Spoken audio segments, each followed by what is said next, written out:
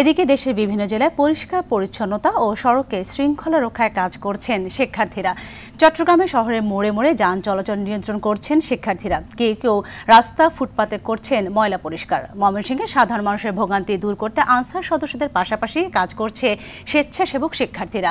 যান চলাচলে শৃঙ্খলা রক্ষায় সিরাজগঞ্জে দায়িত্ব পালন করছেন রোভার স্কাউটের শিক্ষার্থীরা। একই সঙ্গে গেল কয়েকদিনের সংঘর্ষে শহরের বিভিন্ন স্থানে জমে থাকা ময়লা আবর্জনা পরিষ্কার করছেন।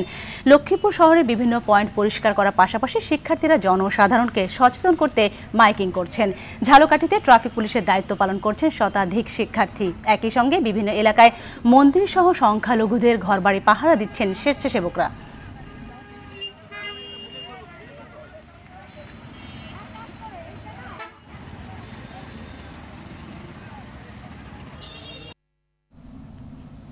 দর্শক, এ বিষয়ে বিস্তারিত জানাতে রাজশাহী থেকে যুক্ত হচ্ছেন সহকর্মী মুস্তাফিজ রকি। রকি, আমরা দেখতে পাচ্ছি দেশের বিভিন্ন সড়কে শিক্ষার্থীরা ট্রাফিক ব্যবস্থাপনায় কাজ করছে এবং বিভিন্ন জায়গায় পরিষ্কার পরিচ্ছন্নতা কাজও করছে। তারা আসলে তাদের আর কি কর্মপরিকল্পনা আছে আর বা তারা আর কি করবে, এ বিষয়ে আপনার কাছে কি তথ্য আছে আমাদের সামনে তুলে ধরবেন?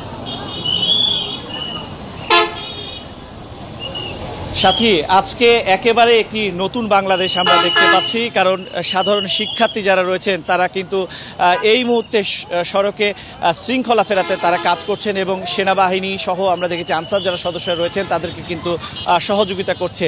এখন কিন্তু দুপুর, আপনারা জানেন যে প্রখর রোদ, এই রোদকে উপেক্ষা করে আপনারা নিশ্চয়ই দেখতে পাচ্ছেন শিক্ষার্থী যারা রয়েছেন তারা কিন্তু ছাতা মাথায় রেখে এবং হাতে কিন্তু আমরা দেখতে পাচ্ছি লাঠি নিয়ে তারা কিন্তু সড়কে যে শৃঙ্খলা সেটি ফেরাতে কাজ করছেন।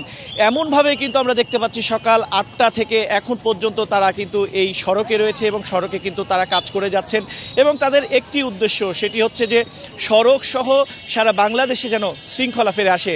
এই লক্ষ্যণেই কিন্তু তারা আসলে আজকে সড়কে রয়েছেন এবং রাজশাহীর প্রায় আমরা 15টি পয়েন্টে আমরা দেখেছি যে সাধারণ শিক্ষার্থীরা তারা নিজ উদ্যোগে নিজ পরিশ্রমে তারা কিন্তু আসলে এই সড়কগুলোতে অবস্থান নিয়েছেন এবং তারা কাজ করে যাচ্ছেন এবং আমরা দেখেছি যে সাধারণ মানুষ স্বতঃস্ফূর্তভাবে এই শিক্ষার্থীদেরকে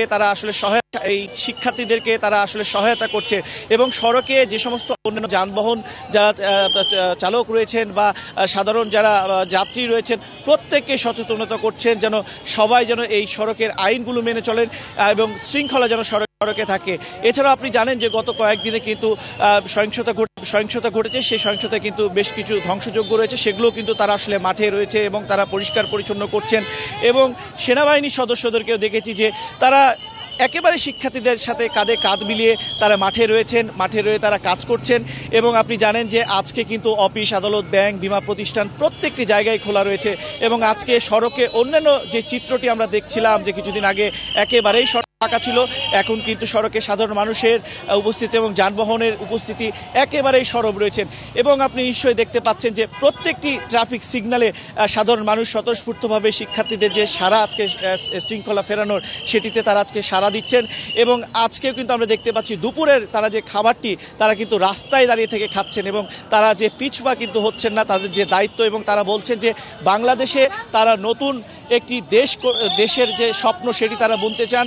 সেটি হচ্ছে যে বৈষম্য বাংলাদেশে থাকবে না, শৃঙ্খলা থাকবে, জবাবদিহিতা থাকবে, সুশাসন থাকবে, সাধারণ মানুষ বাকস্বাধীনতা থাকবে এবং এইটি আসলে তারা এখান থেকে এই বার্তাটি আসলে ছড়িয়ে দিতে চায় এবং আমরা যেটি আসলে দেখছি সাধারণ শিক্ষার্থীদের মধ্যে চোখে মুখে এক ধরনের যে উচ্ছ্বাস নতুন বাংলাদেশের সেটি কিন্তু আমরা স্পষ্টভাবে লক্ষ্য করছি এবং সাধারণ শিক্ষার্থীরা বলছেন যে তারা কিন্তু আসলে তাদের যে দায়িত্বটি রয়েছে তারা পালন করে যাবেন এবং সাধারণ মানুষকেও বলছেন এই বাংলাদেশ গড়তে তাদের আসলে সহায়তা দরকার এবং আপনাকে অসংখ্য ধন্যবাদ। আপনি আপনাদের সাথে থাকুন। পরবর্তী সংবাদে আমরা শিক্ষার্থীদের নানা কর্মসূচি নিয়ে আবারও চলে আসবো।